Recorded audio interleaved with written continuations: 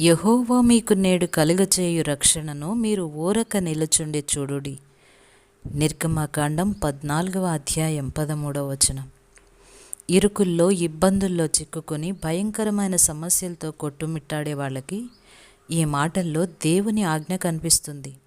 వాళ్ళు వెనుతిరిగిపోలేరు, ముందుకి వెళ్ళలేరు. ముందు నొయ్యి వెనుక గొయ్యి, మరేం చేయాలి? మన నాయకుడి ఆజ్ఞ ఇది, ఊరక నిలుచుండి చూడండి. ఇలాంటి సమయాల్లో ఆ ఆజ్ఞకి కట్టుబడి ఉంటే అది క్షేమకరం. ఎందుకంటే తప్పుదారి పట్టించే వాళ్ళు చాలామంది దొంగ సలహాలతో వస్తారు. ఇంకేముంది, అంతా అయిపోయింది, ఇక చావే శరణ్యం, నిస్పృహ నీ చెవిలో నిట్టూరుస్తుంది. అయితే దేవుడు మాత్రం మన ధైర్యాన్ని నిలుపుకోమంటాడు.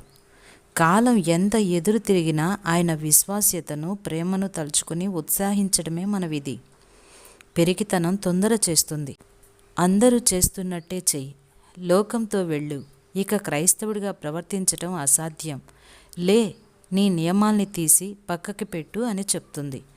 నువ్వు నిజంగా దేవుని బిడ్డవైతే సైతాను ఇలా ఎంత నిరుత్సాహపరిచినా దాన్ని అనుసరించలేవు. ఆయన దివ్య ఆదేశం నిన్ను బలాన్ని, తేజస్సుని ధరించుకుని సాగిపోమ్మంటుంది. నీ దారి నుండి నరకం కానీ మరణం కానీ నిన్ను ప్రక్కకి మళ్లించలేవు. కొంతసేపు నిన్ను అలా నిలబడమని ఆయన ఆజ్ఞ ఇవ్వకూడదా? ఇది కేవలం నీ బలాన్ని తిరిగి సమకూర్చుకుని నూతనోత్సాహంతో ముందుకి సాగిపోవడానికే కదా. దురుసుతనం రంకెలేస్తుంది. ఏదో ఒకటి చెయ్యి, లే, ఊరికే కూర్చోవడం సోమరితనం కదా. ఏదో ఒకటి చేసేయాలి వెంటనే అనుకుంటాం. దేవుని వైపుకి చూడం. ఆయన ఏదో ఒకటి చేసేవాడు కాడు, సంపూర్తిగా నెరవేర్చేవాడు. అతి తెలివి బడాయిలు కొడుతుంది. నీ ఎదుట సముద్రం ఉందా, నేరుగా దానిలోకి నడిచెళ్ళిపో, ఏదో ఒక అద్భుతం జరుగుతుంది అని. అయితే విశ్వాసం ఈ మాటలేమీ వినదు. పిరికితనాన్ని, దురుస్తనాన్ని, అతి తెలివినిచ్చే సలహాలని పెడచెవిని పెడుతుంది. దేవుడన్నాడు, నిశ్చలంగా నిలబడి ఉండు. కదలని బండరాయిలా నిలబెడుతుంది విశ్వాసం. నిశ్చలంగా నిలబడు, స్థిరుడైన మనుషుల్లాగా నిలబడు. ముందుకు దూకడానికి సన్నద్ధుడివై రాబోయే ఆజ్ఞలకి సిద్ధపాటుతో, ఓపికతో, ఉల్లాసంతో ఆజ్ఞాపించే ఆ స్వరానికి కట్టుబడి ఉండు.